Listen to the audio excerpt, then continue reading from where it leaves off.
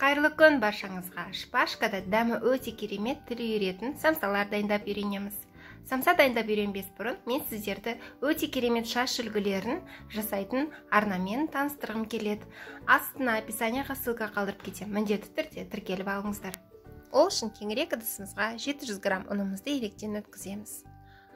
350 грамм жылы суымызға 1 ас қасық тұз салып, жақсылап араластырып қосып, қамыр елейміз.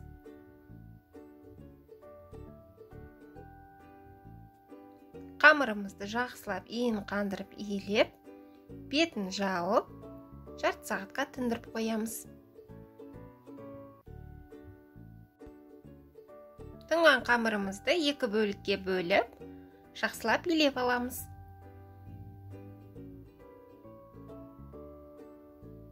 Ең алдымен бірінші бөлігімізді жұқалап жаямыз.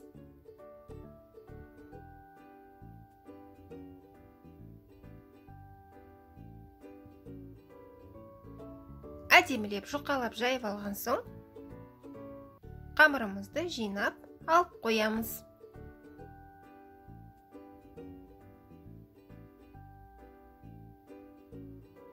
Екінші қамырымызды да тура осылай жұқалап жаямыз.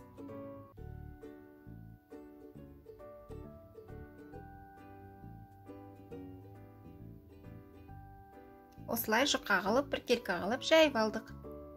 250 грамм сары майымызды микроволновкада немесе водяной баняда ерітіп, қамырымызға жағамыз. Сары майымыз салқын болу қажет.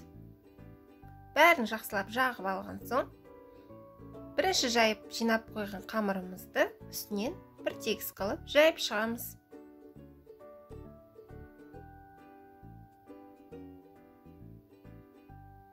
Арасында сәл ауа қалып кетті, ол ештеңке қылмайды. Қалған сары майымызды қамырымыздың бетіне жағып шығамыз. Осылай қамырымызды жайып болған соң жинаймыз.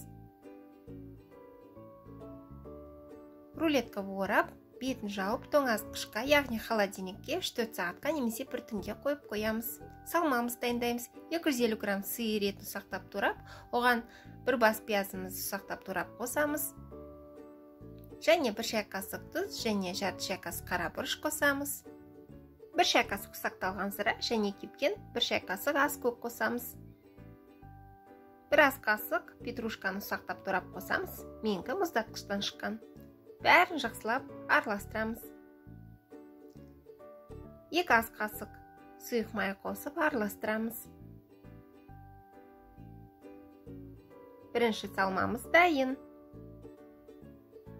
Екінші салмамыз дайындаймыз. 200 грамм тауық етін ұсақтап тураймыз. Оған бір бас пиязымызды аршып, ұсақтап турап қосамыз.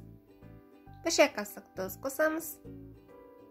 Жарты шай қасық кориандр және 1 шай қасық кепкен сарымсақ қосамыз. 1 шай қасық паприка қосамыз. Паприка менде копченый.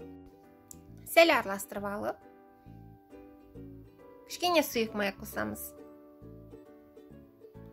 Бәрін жақсылап араластырамыз. Екінші салмамыз дайын. Үшінші салмамызға 250 грамм асқабағымыз ұсағы күштен өткізіп қосып, оған сәл майымызды ұсақтап турап қосамыз және бір кішірек бас пиязымызды қосып, 1 шай қасық тұз, жарты шай қасық қара бұрыш және 1 шай қасық кепкен ас көк қосамыз және сәл май қосып, бәрін жақсылап араластырамыз. Көрік май қосқыларыңыз келмесе, сұйық майдан көбірек қоссаңыздар болады. Қамырымызды тоңазытқыштан шығарып, осылай ортасынан бір бөліп аламыз. Осындай сәл кіші бөліктерге бөліп, жұқалап жайып аламыз.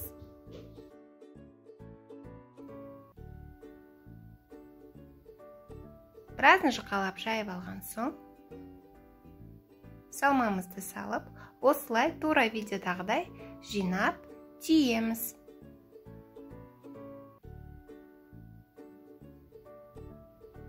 Қысып, қысқан жағын астына қаратып қоямыз.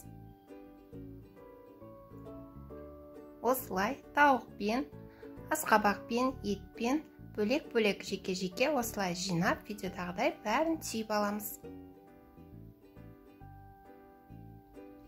Бізге осындай шпажка қажет болады.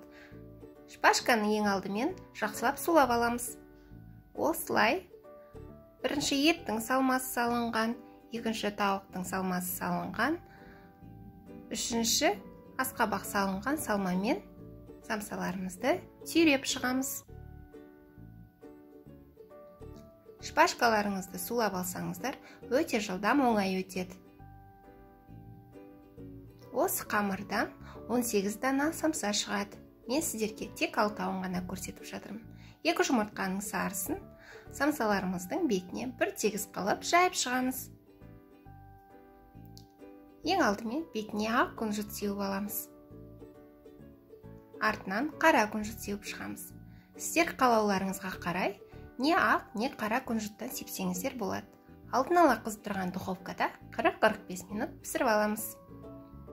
Духовкаларыңыз қатты қыздыратын болса, сәл біраз піскен соң бетін фольгамен жауып қойсаңыздар болады. Сонда күймей әдемі болып піседі. Самсаларымыз дайын болды. Өте әдемі, өте дәмді самсалар. Міндетті түрде дайындап көруге кеңес беремін.